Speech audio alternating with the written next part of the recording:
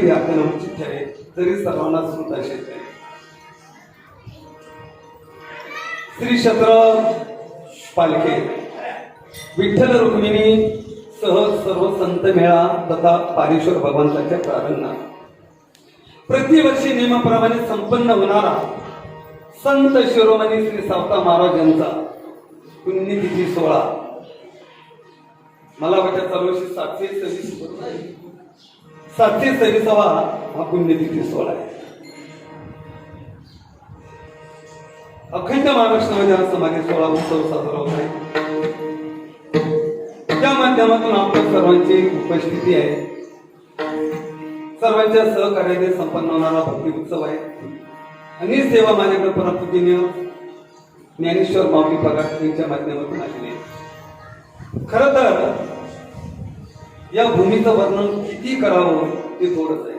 कारण ही महापुरुषांची भूमी आहे, वैष्णवांची भूमी आहे. कारण महाराष्ट्रामध्ये अनेक फड आहेत. त्यापैकी श्री शंकर स्वामी महाराज एक फड आहे. आणि या फळाची परंपरा तिचा उगम या गावातून आहे. ती फळाची परंपरा ज्या परिवाराने जोपासली ते पितृतुल्य गुरुतुल्य हरिभक्त बराय बंदेराव महाराज ते उपस्थित आहेत. बाबांना मी वंदन करतो. खर तर आज त्यांचं दर्शनही माझ्या जीवनात घडलं. कारण त्या वंशाने विठोबाचा धर्म जागवला. अशा महापुरुषांचं, अशा परिवाराचं, अशा वंशाचं, अशा गावाचं माझ्या जीवनात दर्शन घडतंय. हे माझं परम भाग्य. विठाला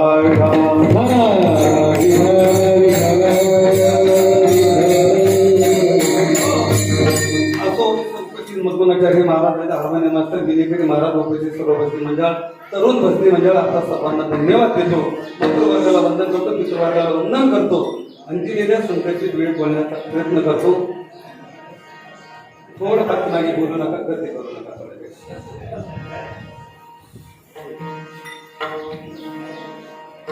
आज श्री संत शिरोमणी सावता महाराजांची पुण्यतिथी. संत परंपरेमध्ये शिरोमणी म्हटलं तर दोन संतांचं नाव समोर येतं. आणि त्यांची संयुक्त पुण्यतिथी सोहळा केली. दोन्ही पुण्यतिथी एकत्र येतात.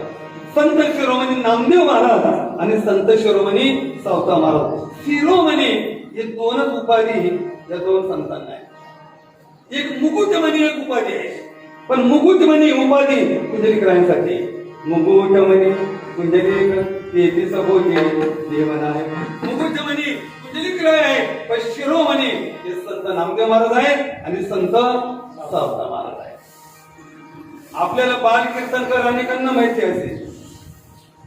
बाल गंधर्व नाव ऐकलेले. पण एका वाक्यात सांगतो, तुम्ही बाल संत पुन्हा ऐकतो. बाल संत तर बाल संत आहे श्री संत नामदेव महाराज. कारण बाल वयातच भगवंताला त्यांनी काय केलेलं आहे, नेमून दिलेले बाल संत नामदेव महाराज. त्यांचा पुण्यतिथी सोहळा आज संत शिरोमणी सावता महाराजांचा. हा उत्सव का करायचा, त्यांची पुण्यतिथी का करायची, यांचं चरित्र का ऐकायचं, यांचं चरित्र का वर्णन करायचं, याची अनेकांनी कारण आहेत. देवाचंही चरित्र आहे, शूराचंही चरित्र आहे, साधूचंही चरित्र आहे. शूराचं चरित्र बल वाढतं. शूराचं चरित्र काय वाढतं, तुम्ही एखाद्या शूराचं चरित्र एका पोवाडा आहे का, काय होतं, बल वाढतं. देवाचं चरित्र कशासाठी ऐकायचं, साधूचं चरित्र कशासाठी ऐकायचं. पहिला देवाचं चरित्र हे समाधानासाठी ऐकायचं. कशासाठी, समाधानासाठी. देवाचं चरित्र चित्ताच्या ठिकाणी समाधान प्राप्त करून देतं. आजही खात्री करा, कदाचित एखाद्याच्या अंतःकरणामध्ये जर दुःख असेल ना, त्याने देवाचं चरित्र श्रवण करा, देवाच्या चरित्राचा उच्चार करा, देवाचं नामचिंतन करा. किती मोठं दुःख असेल तरी देवाच्या चरित्राने दुःख नष्ट होत असतं. तुकोबरायांचं जीवन बघा. महाराजांच्या जीवनामध्ये एकच शब्द सांगतो, विस्तार जादा करते होतं तर नव्हतं झालं तरी सुद्धा तुकोबरायांच्या चेहऱ्यावरती दुःख नव्हतं. आणि तसंच चरित्र सावता बाबांचं आहे. कोणी वेळ जशी मी तसं बोलतोय मी, आलं का लक्षामध्ये. तुकोबरायांना विचारलं, मला दुष्काळ पडला होतं तर नव्हतं झालं तरी तुमच्या चेहऱ्यावर जर बघितलं तर आनंदच आहे. उलट तुम्ही म्हणतात तुका म्हणे खातो आनंदाचे लाडू, तरी चेहऱ्यावरती दुःख का नाहीये. तर जोपर्यंत का दुःख नाही तर आमच्या चित्तामध्ये सतत भगवंताचं स्मरण आहे, नामचिंतन आहे. आम्ही त्याची कथा करतो, त्याच्या नामाचा घोष करतो. त्याचा परिणाम आमच्या चित्ताच्या ठिकाणी समाधान आहे. विधान विधान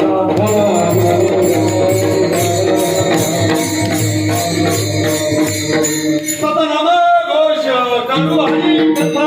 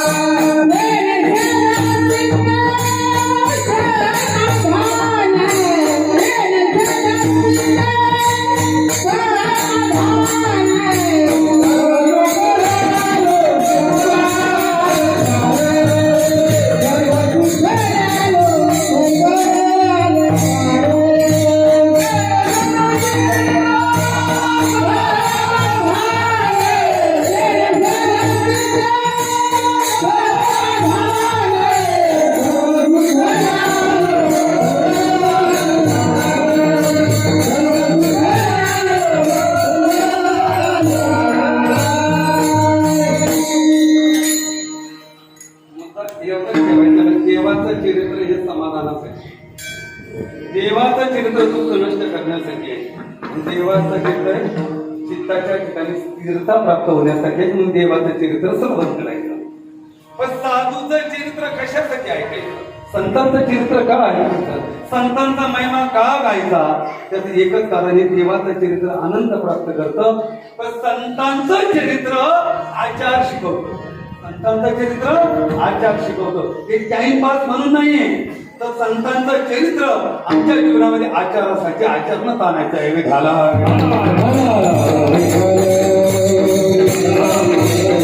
महाराष्ट्र ही संतांची भूमी आहे. भारत ही देवभूमी आहे. भारत कोणती भूमी आहे? देवभूमी आहे. पण महाराष्ट्र ही संतांची भूमी आहे. पण किती संत? तर कबीर महाराज म्हणतात, संत की जब पलकी नहीं युग गए अनंत आणि हर युग में अवतार लेते हैं फिर संत के संत. प्रत्येक युगामध्ये संत अवताराला येतात, एकाच युगात नाही. म्हणून तो नामदेव महाराजांना विचारला, गोऱ्याला विचार मागे बौद्ध जन्मी आणि याची करीत आलो किंवा चौयुगाचा भक्त नावा उभा. म्हणजे प्रत्येक युगात किंवा येतो जातो आम्ही देवाच्या सांगते. पण संत महापुरुष सोयीच्छेने येतात, सोयीच्छेने राहतात आणि सोयीच्छेने जातात.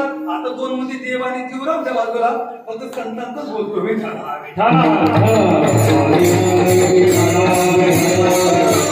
संतांना आणावा लागत नाही, संत सोयीच्छेने येतात. आता एक म्हणता आपण यावं लागतं, एकच करू आगा करण्याचे पुरावे ते सुखदुःखी फळावे ते भोगावया यावे. ते एका कत जन्माचं उरलेलं कर्म शिल्लक राहिल्यानंतर तुमची इच्छा असो अथवा नसो यावा लागतं, तो तुमचा आमचा वर्ग आहे. ज्याला आणावं लागतं तो देव. हे दोन मुद्दे ठेवा बाजूला. पण सोयीच्छेने येतात, सोयीच्छेने येतात. संसार दोन्हीचे विचार एकपणे विठाला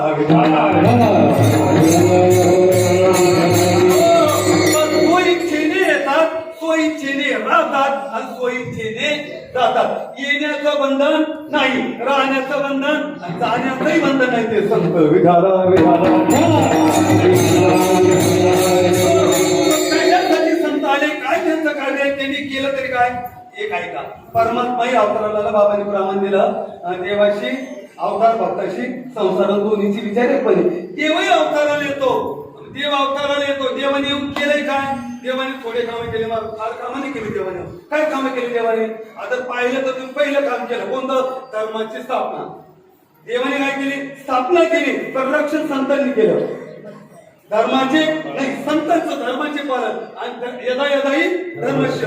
जेव्हा धर्माला ग्लानी होते, ऐका, धर्माला ग्लानी होते तेव्हा भगवंताला अवतीर्ण व्हावं लागतं. आणि धर्माला ग्लानी काय येते? त्याला कारण तुम्ही आपण आहोत. आज प्रत्येकाची अंतःकरणाची इच्छा आहे, आम्हाला सुख हवंय. पण एक मुद्दा लक्षात ठेवा. सुख हे धर्माच्या आश्रयाने, सुकुनाच्या आश्रयाने, धर्माच्या आश्रयाने. जर अधर्म झाला तर जीवनामध्ये तू काढल्याशिवाय राहणार नाही. म्हणून प्रत्येकाने धर्माने वाटचाल करा. मी ज्ञानोबराज सांगतात, जसं दिवा विझला, अंधार झाला, प्रकाश नष्ट झाला, तसं स्वधर्म लोकला, सर्व सुख नष्ट झालं. जरी स्वधर्म लोकला, सर्व सुखाचा धारा मोडला आणि दीपा सगळे हरपला, प्रकाश उदाय. दिवा विझला, प्रकाश नष्ट झाला, स्वधर्म लोकला, सर्व सुखाचा धारा मोडला. पण धर्माला स्थापनेसाठी देव येतो आणि धर्माचं रक्षण करण्यासाठी साधू येतो. म्हणून एक मुद्दा आहे का, साधू नवीन धर्म स्थापन करत नाही. मुद्दा आहे का, साधू नवीन धर्म स्थापन करत, मग धर्म काय करतो, धर्माची वाटेमुळे अधर्माची शिरसाडे ते आम्हा येणे घडे. संसार स्थिती आम्ही संसाराला केव्हा येतो, जेव्हा अधर्म होतो आणि मग धर्माचे पालन. देव येतो धर्माची स्थापना करायला. म्हणून साधू धर्माचं रक्षण करतो, नवीन धर्म स्थापन करत नाही. आणि नवीन धर्म स्थापन करत असत तर तो साधूही नाही.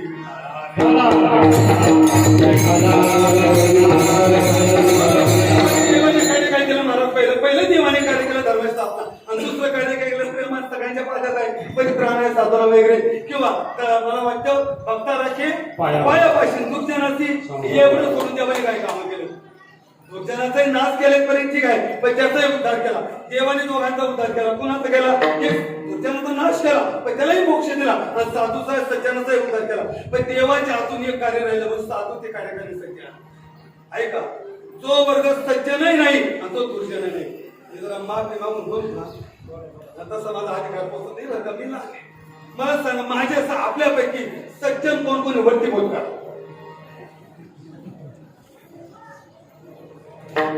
कारण आपण माझंच आहे म्हणा. कारण प्रत्येकाला माहिती असतं फुलाच्या वरून किती पाणी वाहत, फुलाच्या खालून किती वाहत.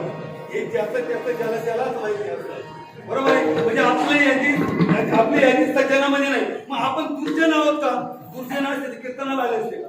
म्हणजे मुद्दा आहे का, आपल्याला सज्जन म्हणून घ्यायचं धाडस होत नाही आणि दुर्जन म्हणून घेण्याची लाज वाटते. ही अडचण आहे आपली अडचण काय, महाराज दुर्जन म्हणून घेण्याची लाज वाटते आणि सज्जन म्हणण्याचं धाडस होत नाही. या दोनाची पण मुद्दा आहे का, आपण या दोन्ही यादीमध्ये नाही, आपण दोन्ही वर्गात नाही, आपण सज्जनही नाही आणि दुर्जन नाही. आणि देवाने काय केलं, सज्जन आणि दुर्जन दोघांचा उद्धार केला. मग हा तिसरा वर्ग तुम्ही आपण आहोत. मग तुमच्या आमच्यासाठी संतांचा अवतार आहे. मग तुम्ही आपण सज्जनाच्या यादीत नाही आणि दुर्जनाच्या नाही. मग तुम्ही आपण आहोत कोण, हा प्रश्न तुम्हाला पडला असेल. आपण आहोत कोण, तर आपण आहोत हीन, आपण आहोत दीन, आपण आहोत जड, आपण आहोत मूढ. विठाला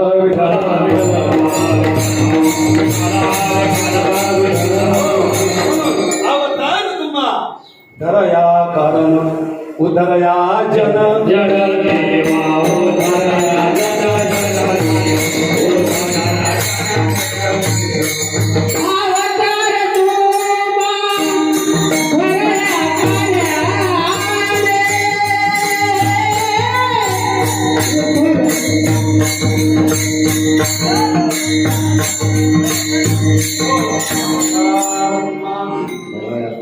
काय कारण उद्धरया जन, उद्धरया जड, उद्धरया जीव.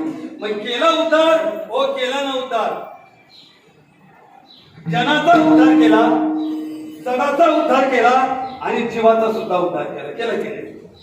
जड मूळ उद्धारीने आणि रेड्यामुखी चालविली जड भिंती, जडाचा उद्धार आहे. रेडा बोलवला, मुळाचा उद्धार आहे. हरिपाठ ज्ञानेश्वर तुमच्या जनाचा उद्धार आहे. विठाला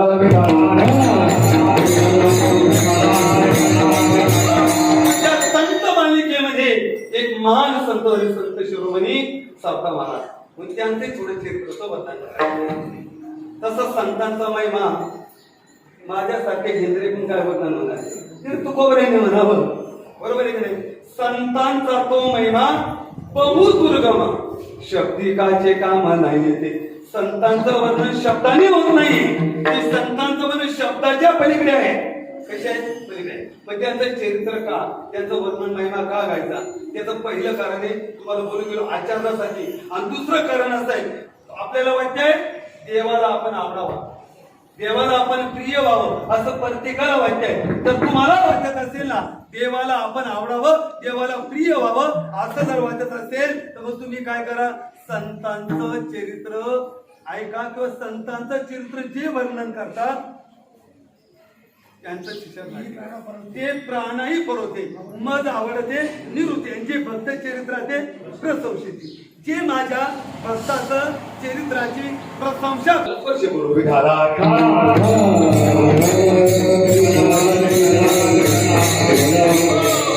पहिला मुद्दा असा आहे जसं रामायण आलं तर हनुमंतरायला यावंच लागतं रामायणामध्ये तसं सावता बाबाचं चरित्र आलं तर त्याच्याशी नामदेव महाराजांचं चरित्र येतं ज्ञानोबाईंचं चरित्र येतं पूर्णदासाचं चरित्र येतं कधी समकालीन सर्व संत मंडळी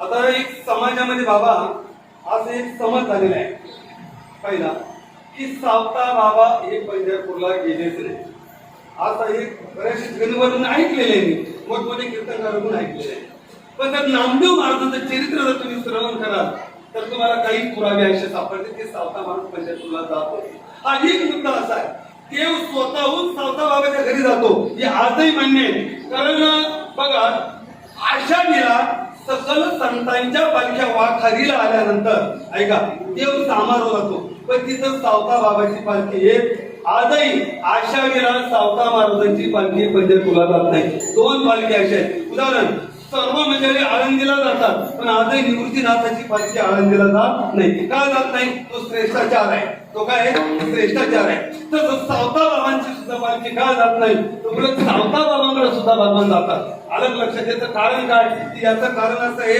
त्याच कालावधीमध्ये ज्ञानोबराय नामदेव महाराज निमित्त एक कुमार असत पैठण क्षेत्रामध्ये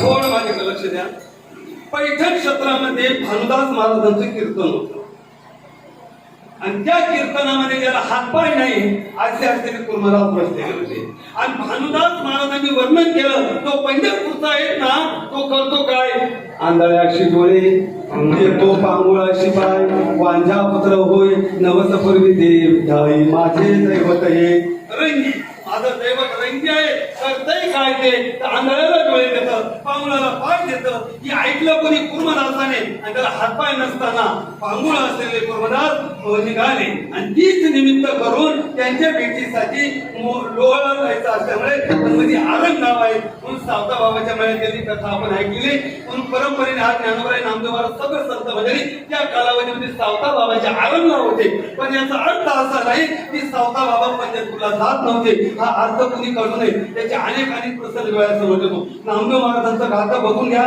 त्याच्यामध्ये एक प्रमाण आहे त्या वेळेला वाळवंटामध्ये नामदेव महाराजांची कथा व्हायची नामदेव महाराजांची कथा ऐकण्यासाठी निवृत्तीनाथ महाराज ज्ञानेश्वर महाराज सोपन काका सावता महाराज आणि मुक्ताई होते असं प्रमाण येतं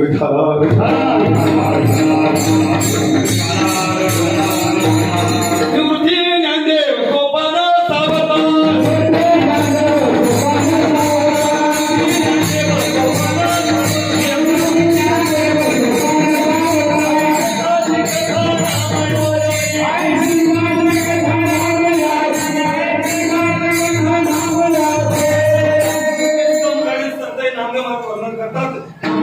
कीर्तन चालू असताना निवृत्ती ज्ञानदेव सोपान सावता आणि ऐकताती कथा नामयाची म्हणजे पंढरपूरला जात होते जेव्हा नामदेव महाराजांचा परीक्षेचा प्रसंग आला विस्तार करत नाही जेव्हा घिसड्याचं रूप घेतलं तेव्हा साक्षीला कोण होते ज्येष्ठ आणि श्रेष्ठ संत शिरोमणी वाळवंटामध्ये सावता महाराज होते जेव्हा विष्णू पदावती कंद भुंग्याच्या रूपाने निघाले परीक्षेच्या वेळेला तेव्हा साक्षीदार कोण होते तर तेव्हा सावता महाराजच होते तर सावता महाराजचा अधिकार हा साधा नव्हता संत मंडळी विचारा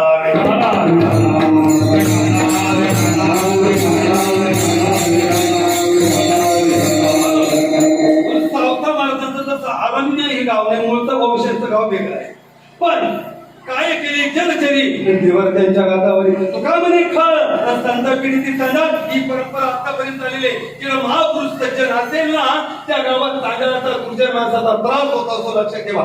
म्हणून तर संत मला वाटतं तुकोबरांचं म्हणणं असं आहे ज्या गावामध्ये खळ असेल ज्या गावामध्ये दुर्जन असेल तर साधू पुरुषाने सज्जनाने त्या गावात राहू नये. कारण माणूस म्हणतात नये मेथी एकामध्ये ये जे गावीचे लोक ज्या गावचे लोक एक विचाराने एकत्र येत नाही त्यांना धर्म आवडत नाही त्यांना संत आवडत नाही त्यांना कथा आवडत नाही त्यांना मातृपितृ देवता आवडत नाही सत्ग्रंथाचं वाचन नाही पुराणाची कृती आणि ठाई ठाई पंचायती असं ज्या गावात असेल त्या गावात सज्जनाने राहू नाही. मग काय करत तुका म्हणे तरी सुखी सेवा किती बरी त्यांना अरण्य केलं ते चालेल. त्याच युक्तिवादाप्रमाणे 14 भारताचे पूर्वजांनी गाव सोडलं आणि आले आरणला.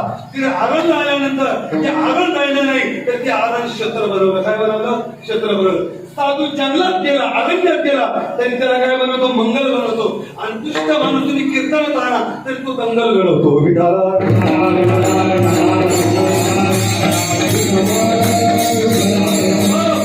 अरण्य गेल्यानंतर गाव नाही त्या गावाला धन्यता दिली. आता काही गाव धन्य आहेत आणि काही गाव शून्य आहे. काही गावं धन्य आहे आणि काही गावं शून्य. ज्ञानोबरोबर कनेविन सोपची कणसे लागली गरजाची आणि काय करावे कोणते ओस नगर आणि नगर आहे ते ओस आहे. ओस म्हणजे काय? त्या गावात कथा नाही त्या गावात साधू पुरुषाचं आगमन नाही त्या गावात मातेपिते सेवा नाही धर्माची समाजाचा आदर नाही असं गाव शून्य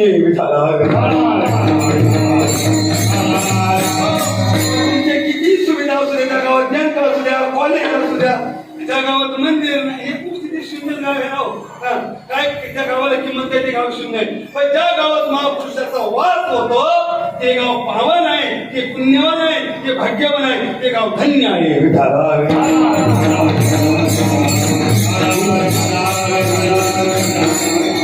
पवित्र ते मूळ जेथे हरीचे दास ती भूमी पुण्यवान आहे ती भूमी पावन आहे तसं हे गाव धन्य आहे. म्हणून 14 महाराजांच्या पूर्वजांनी त्या अरण्यात वास केला तिला गाव वसवलं ते गाव धन्य आहे.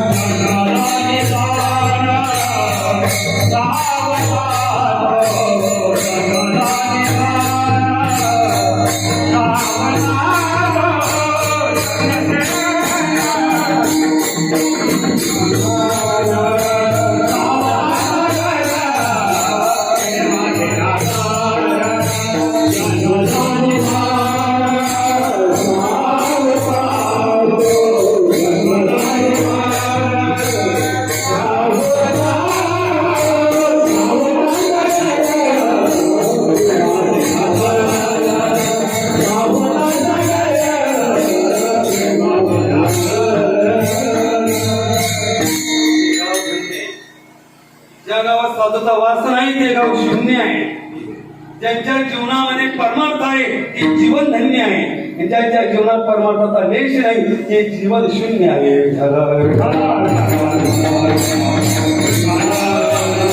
गावाला धन्यता आहे. अजून सांगते तुकोबराकडे जन्माला आले देहूला त्या गावाला धन्य देहू गाव पुण्यभूमी गाव तेथे ना दिले व पांडुरंग. ज्ञानोबराकडे जन्माला आले आळंदीला धन्य इंद्रायणी पिंपळा प्रभार धन्य ज्ञानेश्वर पुण्यभूमीची भूमी धन्य आहे. तसं सावता बाबा अरण्यमध्ये जन्माला आले त्या गावाला धन्य ते अरण्य रत्नाचे ठिकाण सावता बाबाचं ठिकाण. परमार्थाचा वारसा मुळातच होता. कारण साधू महापुरुष कुठेही जन्माला येत नाही.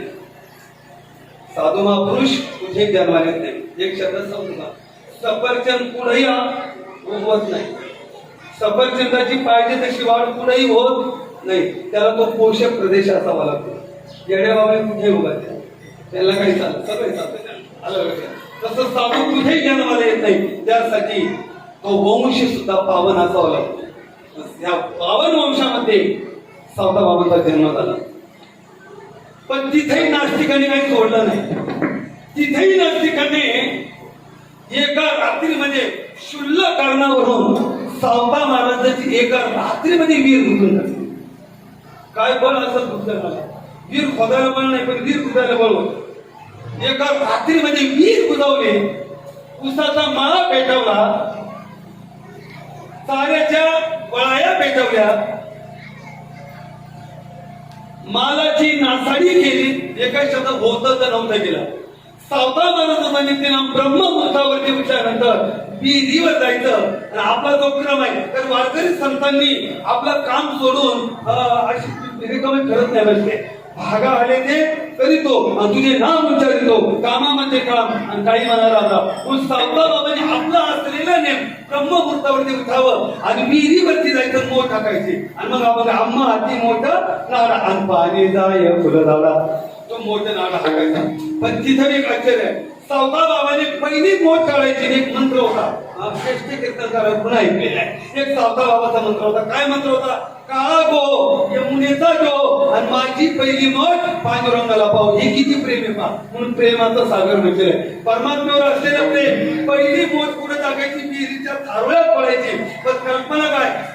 काळा गो यमुनेचा जो आणि माझी पहिली मोठ पांडुरंगाला पाहू हे म्हटलं इथं मोठ पडायची. पण पंढरपुरामध्ये तो विद्येवर उभा आहे ना, तो कपड्याचा ओला व्हायचा. विठाला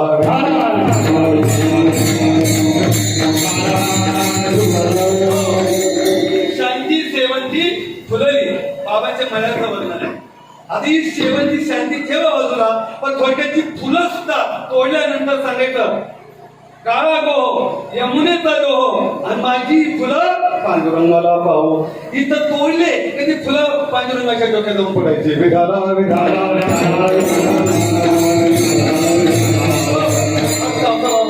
होता. बाबा सकाळी गेल्यानंतर बघितलं अरे नारळ नाही, बोध नाही, वीर नाही, ओट्याचं नव्हतं झालं. तर बाबाने तिथंच भजनाला सुरुवात केली.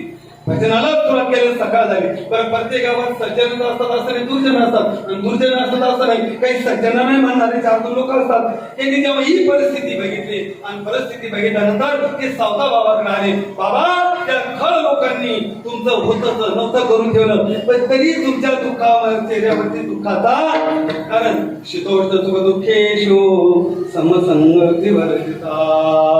तेव्हा सुख दुःख समान सकळ जीवा.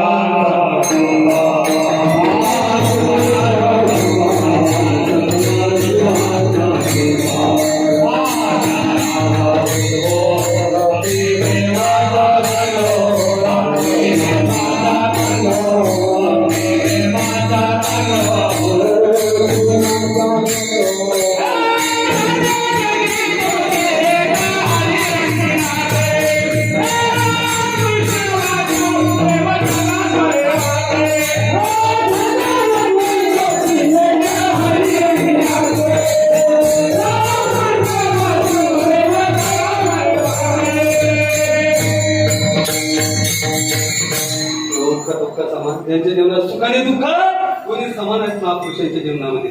स्तुती निंदा हे सुद्धा समान आहेत, मान अपमान हे सुद्धा समान आहे. आता ते या गोष्टी लक्ष देत नाही. म्हणून बाबावर कुठलाही परिणाम न झाले. सावता महाराजांवरती आपलं भजन करत राहिले. पण लोक म्हणजे महाराज इतकं असं झालं, तुमच्या चेहऱ्यावरती आनंद आहे. त्यावेळेला महाराजांनी वाक्य वापरलं, अरे दादा तसा समय असेल, तशी वेळ असेल, त्या समयाला प्रत्येकाला सादर व्हावा.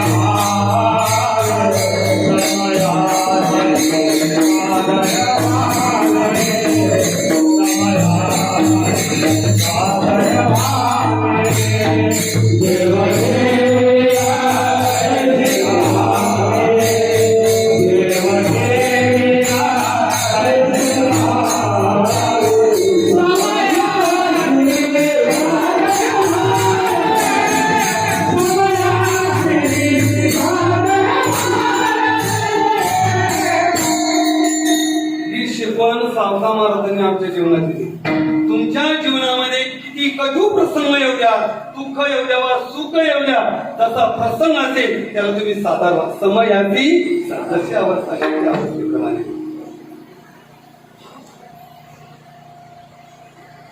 ठेवीने आनंदित ऐशी रावे चित्ते असू द्यावे समाधान. ईश्वरी मनोगताप्रमाणे जगणारी संत महापुरुष तिने आदर्श आमच्या डोळ्यासमोर बाबा. जीवनामध्ये अनेक प्रसंग येत असतात, पण त्या प्रसंगामध्ये न चळवळ करता आहे त्या प्रसंगाचा सामना करा.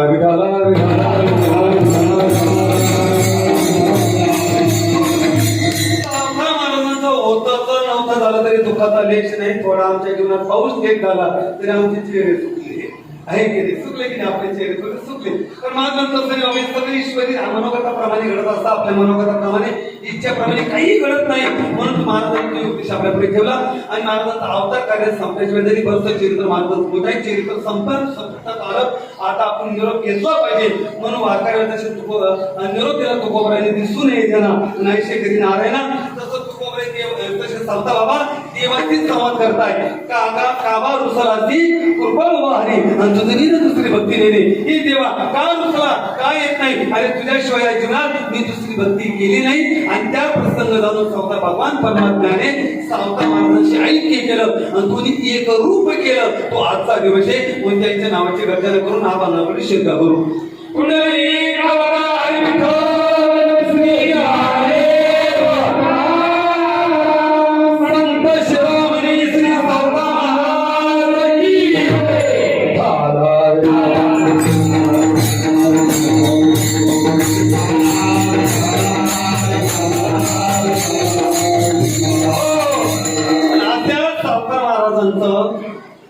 जे चरित्र आहे चित्तात देव साठविला दाता त्रैलोक्याचा, त्याने चित्तात देव बसवला. अशा महापुरुषाच्या संगतीची इच्छा तुकोबरे अभंग करतात.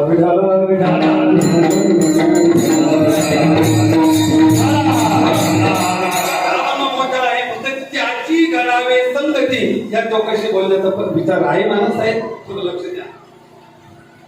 तुकोबऱ्यांचं जर वाङ्मय जर आपण बघितलं तर महाराजांच्या अनेक ठिकाणी महाराजांनी संगतीचा निषेध केलेला आहे. बरोबर बाबा. उदाहरणार्थ अनेक बुद्धीचे तरंग आणि क्षणोक्षणा पायचे रंग आणि धरू जाता संग तो हे बाधक. तुकोबऱ्या म्हणजे जेव्हा मी अनेकांच्या संगतीमध्ये गेलो पण ती संगत मला बाधक ठरली. का अनेक बुद्धीचे तरंग आणि क्षणोक्षणा पायचे रंग. चेहरे बदलतात, रंग माणसं बदलतात. तर सांगा कोणता झेंडा घेऊ बदलले का नाही? रंग बदलतात माझा. जाऊ दे आपल्या काय पण एक लक्षात ठेवा, सकाळी झोपेतून उठल्याबरोबर आपला चेहरा वेगळा. आता जसा दिसतोय तसं झोपेतून उठला असतो का? नाही. स्नान केल्यानंतर चेहरा वेगळा, स्नान केल्यानंतर चेहरा वेगळा, देवपूजेला बसल्यानंतर चेहरा वेगळा, देवपूजा झाली लवकर चहा नाही आला चेहरा वेगळा, बदलला चेहरा. आणि बुद्धीचे पाहिजे रंग सरळच रंग नाही म्हणजे माणसाचे सुद्धा रंग बदलतात.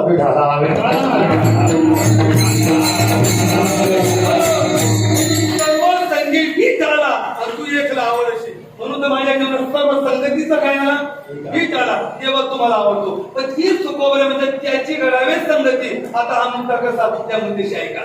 शिवाला संगतीची गरज आहे, देवालाही संगतीची गरज भासली आणि साधूने का म्हणून त्यांची घडावी संगती.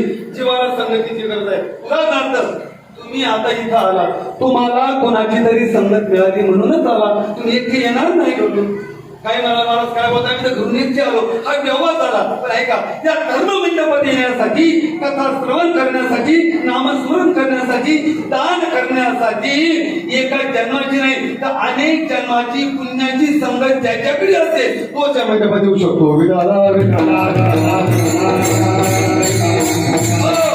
आता काय इथं आल्यानंतर तोच भजन करू शकतो. लक्षात ठेवा. त्याचं माझं करंटे कपाळ ज्याचे नाम नाही वाचे ज्याचं कपाळ करंट आहे तो देवाचं भजन करत नाही. तो ऐका की पुन्हा चक्कड म्हातारा पूर्वीच्या काळात दृष्टांत आहे. म्हातारा आयुष्य संपलं महाराज पण मंदिरात गेलं नाही, वर्गणी दिले नाही, एखाद्या शिकून पुण्यतिथी त्याला माहिती नाही, संतांची पुण्यतिथी नाही, समाधी सोहळा नाही, देवाची वारी नाही, संतांची वारी नाही, हरिपाठ नाही, साधा राम राम सुद्धा म्हणत नाही. आणि त्याचा मृत्यू का जवळ आला, कारण जे कपल या मुद्द्यावर बोलतोय त्याचा मृत्यू का जवळ आला. पण मुलं 4 होते, त्याने मला विचार केला, अरे ही म्हातारं मरणार आहे, मग एकदा जरी याने नामस्मरण केलं ना तरी उद्धार कर. अंतकाळी त्याच्या नाम आले मुखा, दुखा म्हणजे सुखा फार नाही. एक जर नामस्मरण केलं तर कोटी कोटी यज्ञ, एक हरिनाम दप्ताकडे, कोटी कोटी यज्ञ ऐसा जसा नाही, एक हरिनाम दप्ताकडे. आणि कोटी यज्ञ केल्यानंतर जे फल आहे ती एकदा हरिनाम घेतल्यानंतर ते फल आहे. मग एकदा जर यांनी भजन केलं तर याचा उद्धार होईल. मग मुलं हुशार होती महाराज. मुलांनी काय केलं, समोर एक साखरेचं पोतं उभं केलं, त्याला प्लेट मारलं, साखर खाली घडू लागली, रामा नावाचा मुलगा उभा केला. म्हातारं पाहत होतं, कमीत कमी म्हातारा म्हणून रामा पोत शिव, काय म्हणत, रामा पोत शिव, म्हणजे रामाचं नाव आहे शिवाचं नाव आहे. म्हणजे इतकं पाखर होतं, ते रामही म्हटलं नाही शिवाय म्हटलं नाही. ते म्हणजे एक कारच्या एक पोतटाच, काय म्हणलं ते, हे कारच्या पोतटाच पोरं म्हणे जाऊ दे, तरी मी नाव नाही केलं भजन तरी अजून याची उद्भवती होऊ शकते. कशानं, तर याची अंतयात्रा काशीला गेली तर, कारण काशी तीर्थाचा महिमा आहे. काय, मोक्ष देऊनी उदा काशी होय कीर परी वेतनी लागे शरीर ते गावी, हे शरीर संपवं लागलं. 4 दिवसाचा प्रवास मुलांनी 3 दिवस ठेवलं. मी माझ्या पाल्यात काय केलं, खांदा दिला, उच्चारला राम नाम सत्य. पालखेड सारख्या गावाला मुक्काम झाला, पारेश्वरच्या मंदिरात थांबले. दुसऱ्या दिवशी सकाळी उठले आणि पहाटची वेळ होती, पुढे गंगा मिळाली. ते म्हणजे आंघोळी करून घेऊ मुलं, म्हणजे ते म्हणजे चालेल, पण प्रेत ठेवायचं कुठं, म्हणजे ठेवा किनारी, प्रेत ठेवलं किनारी. मुलं गेले गंगेमध्ये स्नानाला, पण तो बाजूने अंधार होता. ऐका, तिथे एक महारोगी होता आणि त्या महारोग्याला जायचं होतं काशीला. त्याला काळी तिलीवाला येत नव्हता, बसवाला थांबित नव्हता, मोटरसायकलवाला बघत नव्हता. त्याने विचार केला, जाती आईशी घडी पुन्हा ही वेळ काय परत येणार नाही. त्याने त्या सुताया पडल्या, प्रेतीला अंधारात खाट्यात बघून आणि महारोगी भोपळा ताकी बसली. आता याला काय माहिती, महारोगी का पप्पा यांनी लावला खांदा, राम नाम सत्य आली काशी. अहो काशी आल्यानंतर बोंबला ना, लेकरांनो काशी आली खाली ठेवा. हे म्हणे पप्पाचं बोलायचं, पण पाहिलं तर दुसरेच आप्पा होते. म्हणजे तुम्ही आपण आमचे पप्पा म्हणजे खात्या, नामस्मरण केलं नाही, जळायला सुद्धा काशीला गेलं नाही. करायचे पप्पा ते सांगतोय, काशीला गेलं नाही. म्हणजे त्या 2 दिवसामध्ये त्वचा आणि मांस काबळे पुत्र यांनी संपवली महाराज. मुलं म्हणजे ठीक आहे, वडिलांचं प्रति इलेवात जावं लागेल. परत 2 दिवसांनी मुलं परत आली. तोपर्यंत ते हाराचा सापळा, प्रयोगशाळेमध्ये सापळा कोण आटाचा, तसा तो सापळा होता. म्हणजे यांनी दुकानात गेले, पिशवी आणली, तो सापळा पिशवीत भरला. ऐका, सापळा काय केला, पिशवीत भरला. आणि यांनी आता बसनं जायचं म्हणजे बस आली, हात दिला, पिशवी ठेवली वरती आणि मुलं बसले आतमध्ये. मुलं आतमध्ये बसले. पुढच्या गावचा होता बाजार, तिथं एक चर्मकार तोही बाजार करून चालला होता. त्याने पिशवीवरती ठेवून तो आतमध्ये बसला. त्याचा गाव होता अलीकडून काय शिवती बस थांबल्यानंतर तो काय काही बत्ती गेला, पिशवीमध्ये रॉंग नंबर झाला. तर दोन्ही पिशव्या एकाच कंपनीच्या होत्या, माणिकचंद गुटखा. एकाच कंपनीच्या पिशव्या असल्यामुळे पिशवीत रॉंग नंबर, हस्तीची पिशवी आली खालती, चौक्याची पिशवी राहिली वरती. मुलं काशीला गेले, ब्राह्मण बोलवले, ब्राह्मणाने स्नान करा, मंडन करा, म्हणे केलं. म्हणजे आता तर्पण करण्यासाठी हस्ती, प्रक्षाल पूजेसाठी हस्ती बाहेर काढा. जेव्हा हस्ती काढल्या महाराज, हस्ती तर नाही निघाली, तर काय निघालं तुम्हाला अंदाजे उठला सांगावं लागलं. आधी निघाली, रात्री निघाली, अंकुर निघाला, बारीक खेळे, जाड खेळे. ते म्हणजे आधी हा माल आला ना, हस्ती गेली पुढं. हे बिचारे जन्मकार घरी गेले, त्याला वाटलं आता साहित्य ओतून द्यावं, ते हस्ती दिसल्या, त्याने तशात काय दृष्ट्याचा लांब झाला. पण मुद्दा इतकाय, त्याचं कपाळ करंजे, त्याला पुण्याची संगत नाही, त्याच्या जीवनाच्या कदापि घडणं शक्य नाही.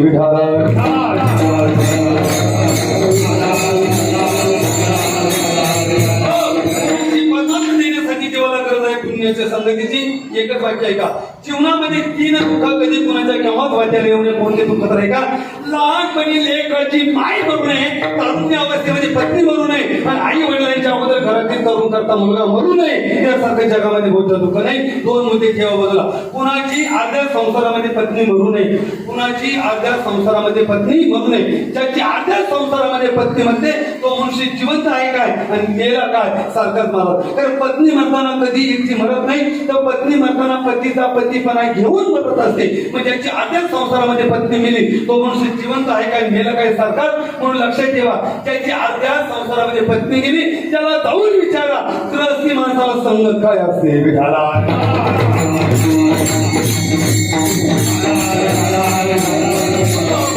संगत त्याला विचारा गृहस्थी माणसाला गरज संगतीची. दुसरा आहे देव. देवालाही संगतीची गरज आहे ना. का गरज आहे तर देवाचं जे 2 रुपये एक मूर्त आणि एक अमूर्त, बरोबर आहे. एक मूर्त आहे मूर्तीमध्ये आहे, नुसता मूर्तीमध्ये आहे, तो बाहेर नाही का, तो सर्वत्र आहे. हरी सर्वत्र समाना वासुदेव सर्वमिती समान भगवान कुठे आहे वासुदेव सर्वमिती. तो जराखंड आहे, तो व्यापक आहे. म्हणून तर सावका महाराजांना कांद्यात देव दिसला, मुळात देव दिसला, कोथिंबीरीत देव दिसला. कांदा मुळा भाजी रामगिरी थावाई माझी. लसूण मिरची कोथिंबीर अवघड झाला माझा सावध याने केला मला. वास्तविक का आजच्या चरांचा देव तो अनुभव चांगला सावता बाबांनी. तो व्यापक आहे, तो कुठं आहे कसा आहे तर त्याचं स्वरूप आहे. रंग नाही, रूप नाही, नाही ईश्वराला रंग नाही. म्हणून निरोबरांना म्हणावं लागलं नव्हता काळा गोरा खुदाना चेंगरा. तो काळा नाही, तो गोरा नाही, तो खुदा नाही, तो चेंगरा नाही. ज्ञानोबरांनी त्याच्या पुढे सांगितलं तुझं सगुण म्हणून की निर्गुण रे. सगुण निर्गुण एक गोविंद रे. म्हणजे ईश्वराच्या ठिकाणी त्या ब्रह्माच्या ठिकाणी सजातीय भेद नाही, विजातीय भेद नाही, सोबत भेद नाही, देश भेद नाही, काल भेद नाही, वस्तू भेद नाही. शब्दाचा एक असावू तो असाही नाही, तो तसाही नाही.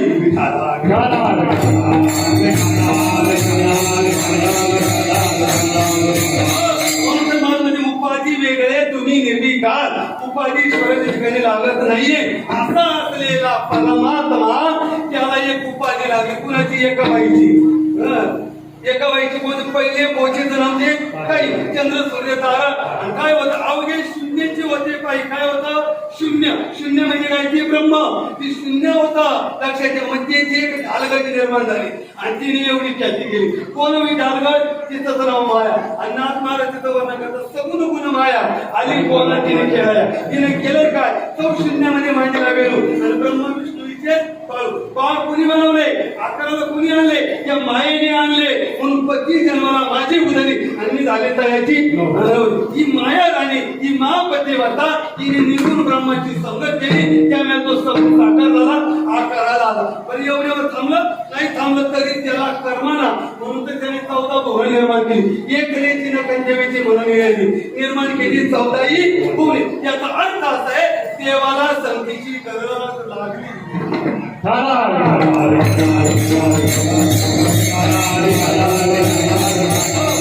देवाला लागली जीवाला लागली. मग साधू कसा संगतीशिवाय आहे.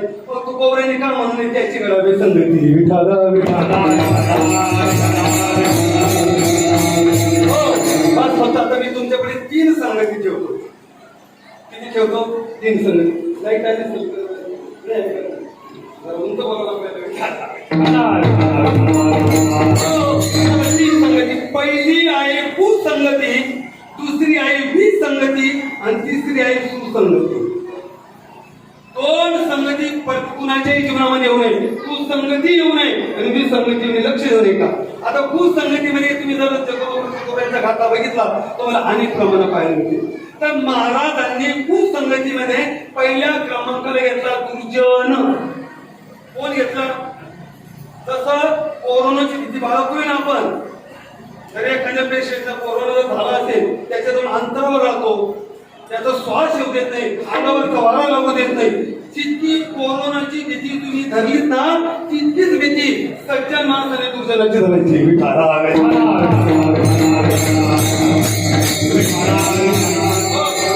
त्याच्या पुढे सांगतात तिसरलेल्या कुत्र्याची भीती जसा मनुष्य धरतो तितकी भीती दुर्जन माणसाची सज्जनाची धरायची. सज्जनाचा अंग संग नव्हे भला बोली देते आहे देशाचा दुर्जनाचा. पण गाव महाराज तो दुर्जन जर सज्जनाच्या संगतीत आला तर तो सज्जन झाला पाहिजे. हे बघा हे बोलू नका रे.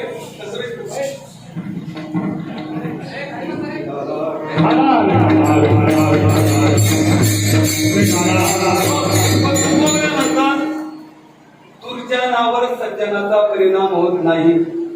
महाराजांचं म्हणणं आहे. जे मी दृष्टांत बोलला त्याला प्रमाणिक होईल. लक्ष राहू द्या.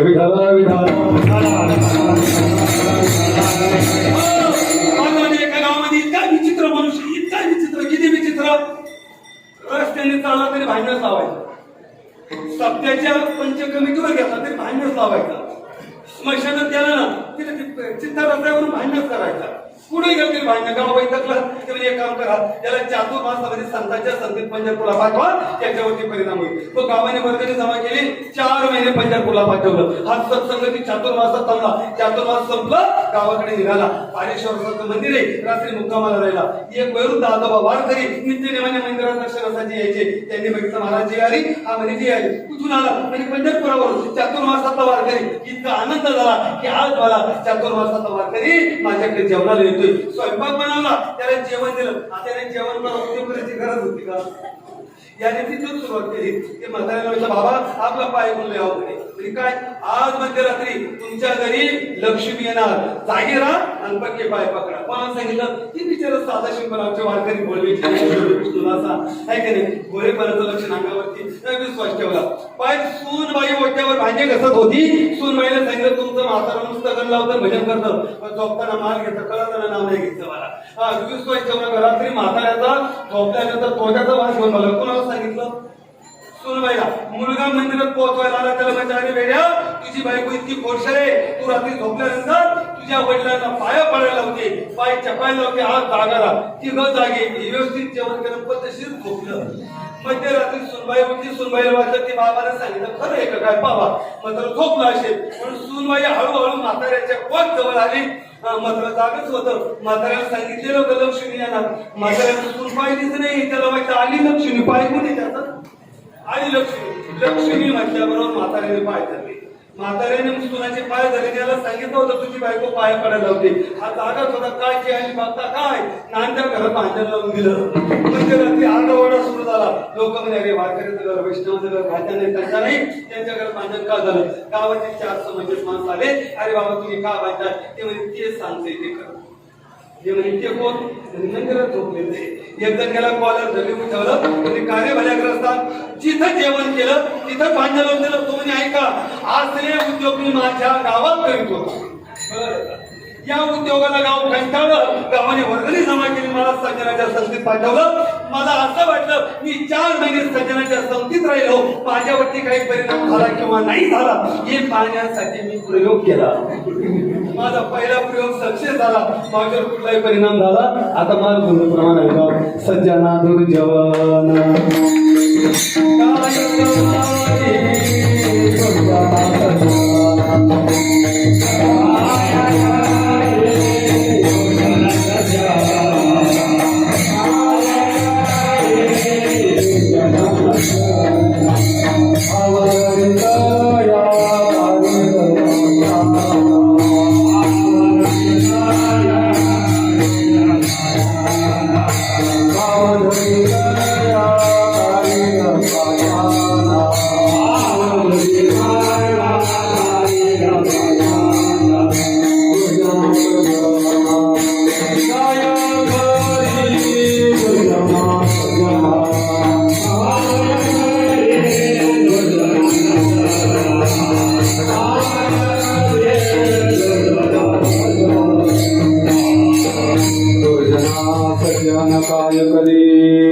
महाराज म्हणजे दुर्जनाचा परिणाम सज्जनाचा परिणाम दुर्जनावर होत नाही.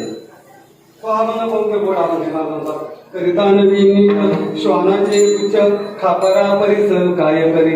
अरे परिसर आहे अरे खापराला काय करे. लोखंडी नळे त्याचे शेपटीवर परिणाम होणार नाही. लिंबाच्या झाडात साखरेचे आळे. लिंबाचं एकाने लिंबाचं बी घेतलं, साखरेचं पोतं ओढलं, आळ्या गेल्या, दुधाचा टँकर झाला, झाड उगवलं, मोठं झालं, फळ आलं, तोडलं, तोंडात टाकलं, गोड लागलं. बरोबर पण नाही. साखरेचा परिणाम लिंबावर होत नाही, परिसराचा परिणाम खापरावर होत नाही, लोखंडी नळीचा परिणाम कुत्र्याच्या शेपटीवर होत नाही, तसा सज्जनाचा परिणाम दुर्जनावर होत नाही. पण याच्या विरुद्ध बोलू का, दुर्जनाचा परिणाम मात्र सज्जनावरती होतो. तुम्ही 200 किलो गोड तेल घ्या. किती घ्या? 200 किलो गोड तेल. आणि त्याच्यामध्ये तुम्ही एकच चेंबर वाकेल तर टाका, काय होईल? 200 लिटरचा नाश नाही त्याचा. मग मला विचार आलं का लक्षात?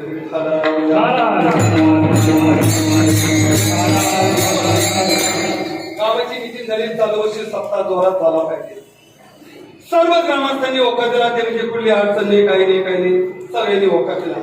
अख्ख्या गावाचा होकार झाल्यानंतर मधीच येतं उठलं ते म्हणजे थांबा चालू वर्षी सप्ताह पण त्याला विचारलं काय कारण तो म्हणजे पहिली मागच्या वर्षीची ठेव का आता 12 महिने आडवी केला होता काय करायला अख्खं गाव काय करायला दुर्जनाचा परिणाम सज्जन होतो जाऊ द्या मी तुम्हाला एक विचारतो पिंचू विषारी का पिंचवाची नांगी विषारी हो बोला बोला विशुद्ध शाकाहारी काय गावात पिंचवाची काय नांगी विषारी शास्त्रकार तर त्याच्याकडे सांगतात शास्त्रकार पिंचवाच्या नांगीत विष आहे सर्पाच्या दातात विष आहे मासीच्या डोक्यात विष आहे पण दुर्जन माणसाच्या सर्व अंगात विष आहे तुका म्हणे पिंचवाची नांगी आणि तैसा दुर्जन सर्व मग सर्व अंगात विष आहे दुर्जनाचा मग तू संगीत पहिला दुर्जन घेतला मग त्याची घडावे का संगती उलट तुकोवर म्हणतात नको दुर्जनाचा संग आणि परे भजनामध्ये भंग त्याची घडावी संगती मग लक्षात ठेव पहिला तू संगीत घेतला दुर्जन तू कोबऱ्याच्या संगतीची इच्छा करत नाही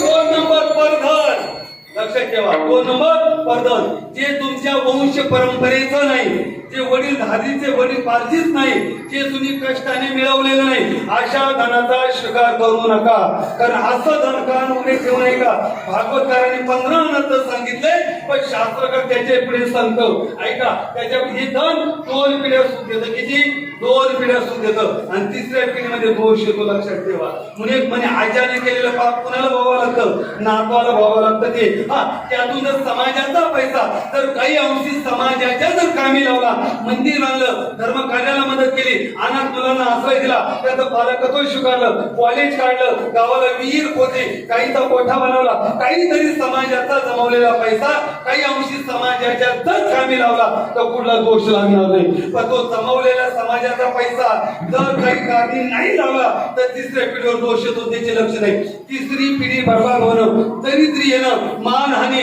समाजात किंमत नसणं अपमानित जीवन होणं मुला मुलींची लग्न वेळेवर न होणं तरुण मुलांचा अपघाती मृत्यू होणं आंतरजाती विवाह होणं त्यांना संतती न होणं चालीस संतती आंधळे बागळे लुळे फुले वेडे मतिमंद कोडं फुटेल हे मुलं जन्माला येणं विठाला विठाला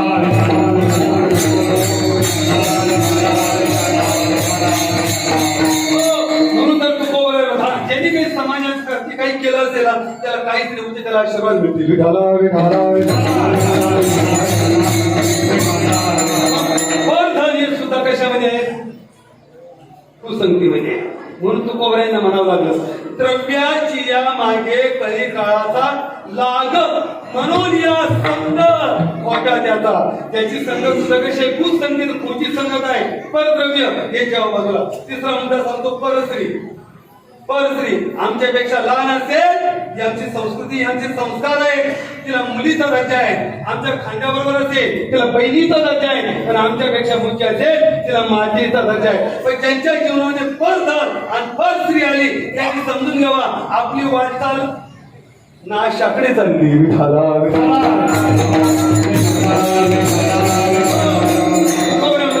परद्रव्य परनारीचा अभिलाष अजून प्रमाणे मी तुम्हाला त्यांनी प्रमाणाशिवाय बोलणार नाही कसं भाऊ प्रामाणिक परद्रव्य परनारीचा अभिलाष ते तुम्ही रास सर्व भाग्य अन्नम ऐका किती दिवसात जर परधन परस्त्री जर जीवनात आली ना एकदा 3 घटकात वाजवलं होईल 3 दिवसात होईल 3 वर्षात त्याचा हात सराव नाही तर राग रेन झाल्याशिवाय राहणार नाही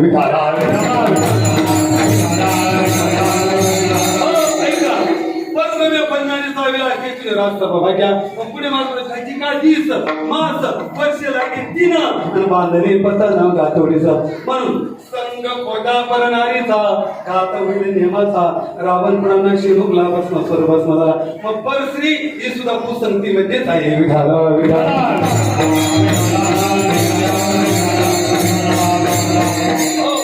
आता कुसंगतीमध्ये एकच समजून कर्कशा पत्नी ही सुद्धा कुसंगतीमध्ये तुम्ही भाग्यवान आहात की तुम्हाला लक्ष्मी मिळाली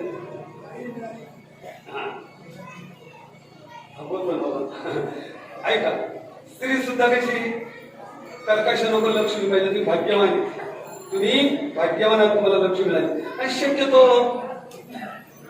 कर्कशेचा नंबर जे खाली बसले ना यांचा नाहीये शक्यतो कर्कश कारण तुकोपर्यंत प्रमाण देतात.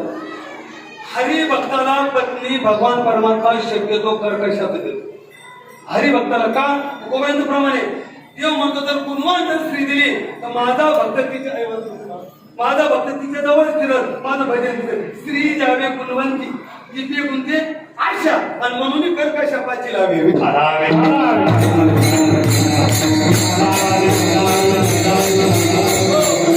पहिलं 7 दिवस फक्त यायचं गायन करायचं सप्त्याला थांबायचं. लग्न झालं महाराज बायको मिळाली ना कर्कशा. आता कर्कश मिळाल्यानंतर त्यांनी किती भजनच बंद करून दिलं. ती जाऊ देत नव्हती कर्कशा तिला आवडतच नव्हतं. आणि मग परत काय पुढे चालून एक आर्येश्वर मंदिरामध्ये काल्याचं कीर्तन होतं. तो माझ्या वेळे आले दिवस झाले कीर्तनाला गेलो नाही. आता चाट मारून आपण पुणे कीर्तनाला जाऊ. त्याने तिला सांगितलं की आलं कीर्तनाला. आता कीर्तनाला आल्यानंतर तिने अंदाज केला 2 तास झाले त्या आरती घरी आले नाही. त्या आरती कुठेतरी दहा कुठायला गेली. पक्की कीर्तन झालं थोडी वेळ गेली. आज 3-4 वाजता घरी गेला. बाईच बोला ना त्याच्याबरोबर बळत बोलायचं का काही काही नव्हती का कधी कामावरती आता का तारा वैरण केला का धारा काढल्या का बोला ना. तो म्हणजे अरे नको बोलू मला भूक लागली कमीत कमी जेवण तर बनव. महाराज तिने जेवण बनवलं पूर्ण पदार्थ वाढले. हा बळत बोलायचा चटण्यान पिठल्यान पोळ्यान भाज्यान ती वाढायची पण बोललीच नाही. कर्कश बोललीच नाही सांगू का यांच्या मागे कर्कश असतीपर्यंत ठीक आहे पण यांना तुम्ही कधी समजू नका. हे रोज 12 लोकांच्या माणसाचं पाणी देते काही कमी नाही. आम्ही नाही बोलायचं आणि नको बोलू. नुकतंच जन्माला आलेलं लेकरू होतं 2-2.5 महिन्याचं पाण्यात. त्याने ते उचललं जेवण झालं ताक बाजूला केलं खुर्ची वच्यावर टाकली ते लेकराला घेतलं मागीवर बसला. आता ती म्हणजे घासायला तिला पाहिल्यानंतर याने ते पोराला बोलायला सुरुवात केली. म्हणजे पप्प्या तुझा मामा वैजापूरला भेटला बोलायला म्हटलं बोला पप्प्या तुझा मामा वैजापूरला भेटला. आता मामा म्हटल्याबरोबर तिने लगेच सुरुवात केली की म्हणजे लहान होता का मोठा. हा म्हणजे मोठाच होता. ती म्हणजे कशाला आलता. हा म्हणजे म्हैस विकायला आलता. मन कर्कशे संगती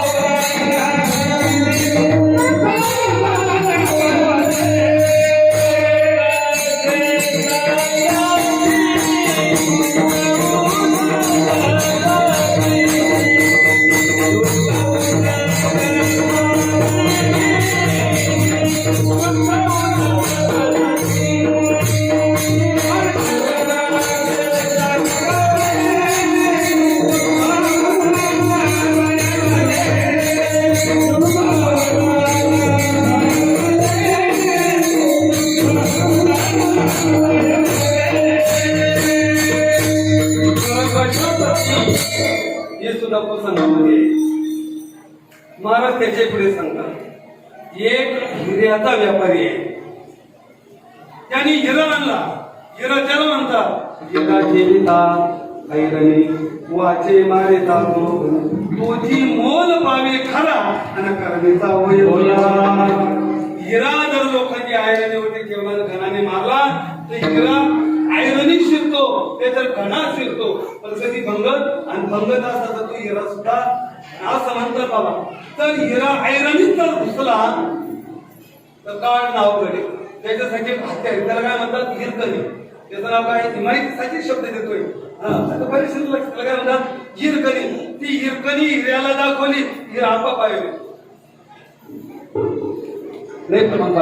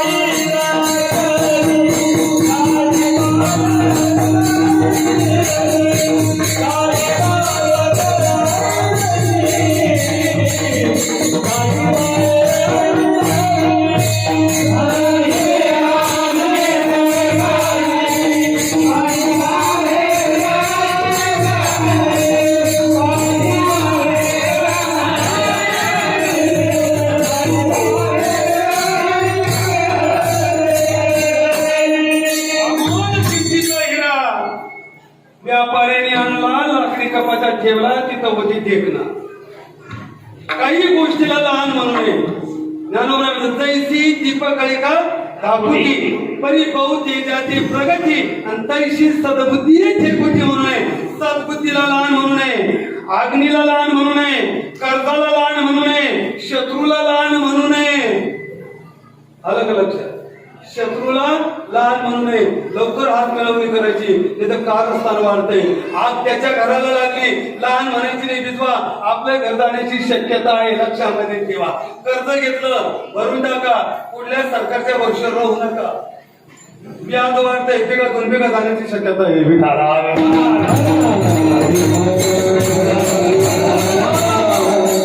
हिऱ्याला लहान म्हणू नये, ढेकणाला लहान म्हणू नये. सॉरी, तसं ढेकणाला लहान म्हणू नये. हो, आमो बरोबर आहे. अमोल किमतीचा हिरा लाकडी कपाच्या संगतीत त्याला ढेकणाच्या. पण दुसऱ्या दिवशी बघितलं झिरो बजेट आला तो गौरवाचं. बाबांनी प्रमाण दिलं. ढेकणाच्या संगे हिरा जो बनला तो संगे नारीला साधू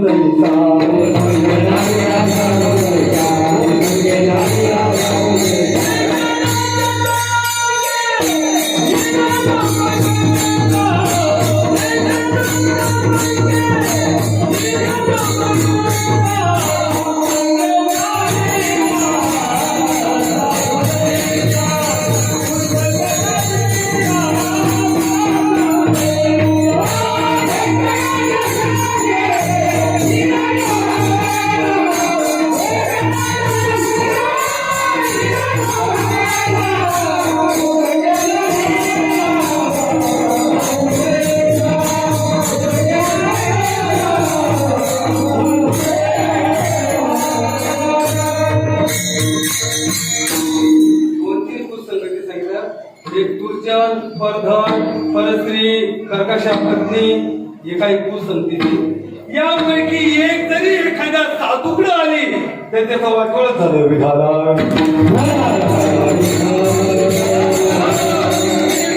कुसंगी नारीला साधू द्यायचा भाग होता.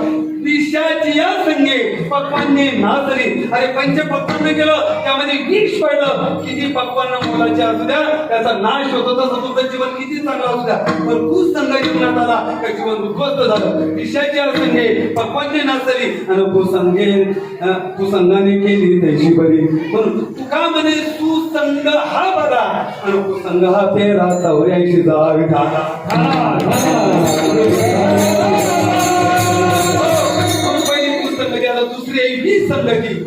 संगती जीवनात घडू नये महाराज. कुणाच्या जीवनात संगती घडली ती संगती म्हणजे दुःखच आहे. काय दुःखच आहे. आता त्याच्यामध्ये ऐका, एक तुकोबांच्या प्रमाणाविषयी बोलतो. एक महाराष्ट्रीयन मुलगा कर्नाटक मध्ये गेला. कुठे गेला? कर्नाटक मध्ये गेला. आता कर्नाटक मध्ये गेल्यानंतर काही काळ तो कर्नाटक मध्ये थांबला. तो गावाकडे निघाला तर सर्व कर्नाटकी मंडळी एकत्र आली आणि त्यांनी विचार केला, अरे हा सुंदर मुलगा आहे, सोजवळ मुलगा आहे, स्वभावाने चांगला आहे. हा जर महाराष्ट्रात गेला परत आपल्या गावाला येणार नाही. मग एक काम करा, त्याचं लग्न करून टाका. म्हणजे परत आपल्या गावाला येईल. म्हणजे एका कर्नाटकी माणसाने त्या महाराष्ट्रीयन मुलाला काय दिलं? मुलगी दिली. काय दिलं? मुलगी दिली. लग्न झालं. त्याला वाटलं तर महाराष्ट्रीयला दाखवून आणा, म्हणून तिला घेतलं. बरोबर रेल्वे स्टेशनला आला. आता स्टेशनला त्याला विचार केला सासरवाडी द्यायचंय, स्टेशनचं नाव माहिती पाहिजे. पण तो बोर्ड वाचू लागला. पण त्याला तो बोर्ड वाचता येत नव्हता. का? एबीसीडी नव्हती, आबकडे नव्हतं. ती कर्नाटक लिपी शिकली. हे काही त्याला वाचता येईना. म्हणून त्याने पत्नीला विचारलं, का ग या स्टेशनचं नाव काय? काय विचारलं, या स्टेशनचं नाव काय? तिला मराठी येतच नव्हती. तिला इतकंच कळालं, माझा पती माझ्यासोबत काहीतरी बोलला. म्हणून तिने विचारलं, तुम्ही काय म्हणता? ती मराठीत नाही बोलली, ती कर्नाटक भाषेत बोलली. ती म्हणजे येनांद्री, म्हणजे तुम्ही काय म्हणता? येनांद्री तुम्ही काय म्हणता? त्याच्या लक्षातच नाही. त्याला अर्थाच्या स्टेशनचंच नाव सांगितलं, येनांद्री. त्याने डायरी पेन काढला आणि नाव लिहिलं येनांद्री. गाडी आली बसते प्रवर्तन. दुसरं स्टेशन आलं. परत बोर्ड बघितला, जिलेबीची चिरकुळे वाचताच येईना. त्याने परत विचारलं, कागद या स्टेशनचं नाव काय? म्हणजे काय म्हणतात? येनांद्री. त्याला वाटलं ती खुर्दा असेल आणि बुद्रुक असेल. येनांद्री तिसरं स्टेशन आलं. तेच विचारलं, तेच सांगितलं. त्याला राग आला. त्याने परत मारली. का मारली? उल रात्री का मारली? तो स्टेशनचं नाव काहीतरी सांगितलं. कशाला असतं? प्रवास झाला घरी आला, तिने स्वयंपाक केला, जेवण झालं आणि जेवण झाल्यानंतर तिने 5 पानाचा विडा केला आणि त्याला देण्यासाठी निघाली. आता आपण मराठी भाषेमध्ये मग विडा घ्या विडा. आता हिला मराठी येतच नव्हती, कर्णकी होती. ही म्हणे येली मेली, ही काय म्हणे येली मेली, म्हणजे याला तर बोंबाच मारायला सुरुवात केली. का बरं? याच्या बहिणीचं नाव होतं येली आणि ती म्हणे येली मेली. हा म्हणाला रडणं म्हणजे तोंडला लेकराची शेवटी काय करणार आहे. हा म्हणजे हरी सत्ता. आता हिच्या भावाचं नाव होतं हरी आणि कर्नाटक भाषेत सत्ता म्हणजे मेला गमला. तिला असं म्हटलं माझा हरी नावाचा भाऊ नक्की मेला म्हणून हा रडतोय आणि त्याला वाटलं माझी येली नावाची बहीण मेली म्हणून ही रडती. त्याचा अनुभव तुकोबरा करतात.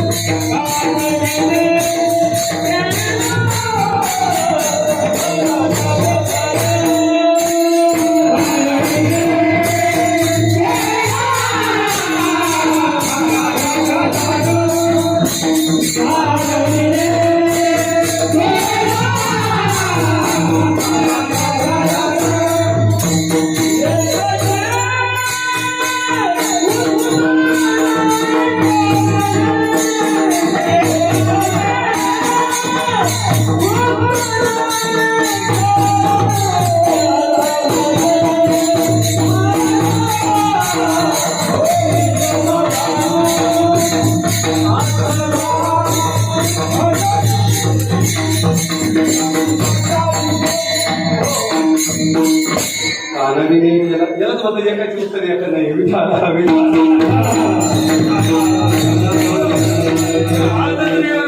गेलं मग पुढे बाबा एक प्रमाण घेतलं का अशीच दिसत विकृती. एकाचे उत्तर एकाने कानडीने केला मराठा होता. एकाचे उत्तर एकाने केले पाचारी गेलं बाबा म्हणून तिथे सांगितलं हा चला. आता एकाचे उत्तर एकाने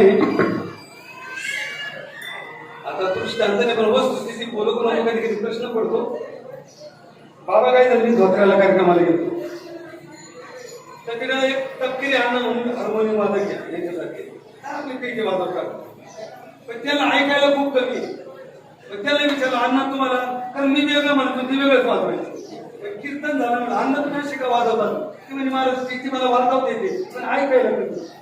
काय आहे ऐकायला कमी म्हणजे मग मी वाटवून अंदाज करतो तशी म्हणते बरं.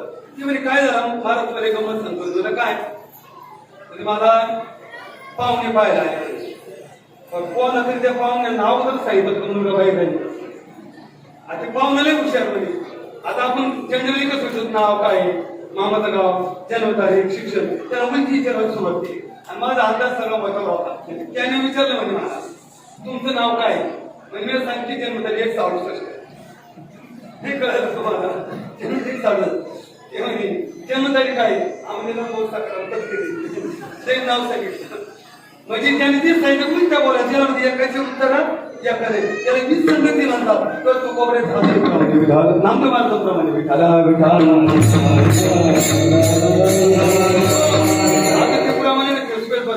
काळ विना पश्चिमेकडे माझे गाणे दक्षिणेकडे विठाला